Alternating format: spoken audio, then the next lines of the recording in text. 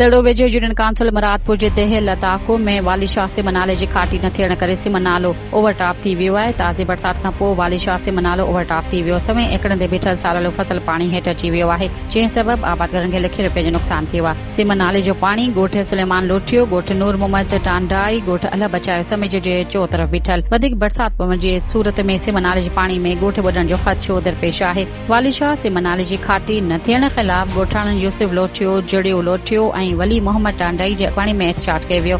इन मौके ते आबादकारनि ॻोठाणे मीडिया सां ॻाल्हाईंदे चयो त वाली शाह सिम नाले जी गुज़िरियल केतिरनि सालनि खां खाटी न थियण करे सिम नालो गंद कचिरे सां लटिजी ओवरटॉप थी वियो आहे। हुनजे त सिम नाले जे पाणी तबाही मचाए छॾी आहे। सवी एकड़नि ते पोखियल साड़ियुनि जो फसल पाणी हेठि अची वियो आहे। ॻोठ ॿुॾण जो ख़तरो पैदा थी वियो आहे। ॻोठाणनि जो वधीक चवणु हो त सिम नाले खे RT33 वटां 5 ॾींहं अॻु घारो लॻो, जेको असां पंहिंजी मदद पाण तहत ॿधी ॻोठ खे ॿुॾण खां बचाए वरितो। हुननि मुतालबो कयो त सिम नाले जी खाटी कराए वधीक नुक़सान खां बचायो। खाटी करायो वाली शाह नाली जी, खाटी करायो वाली शाह नाली जी, खाटी करायो वाली शाह नाली जी, खाटी करायो वाली सुम नाली जी, खाटी करायो वाली सुम नाली जी, खाटी करायो वाली सुम नाली जी, खाटी करायो वाली सुम नाली जी, खाटी करायो वाली सुम नाली जी, खाटी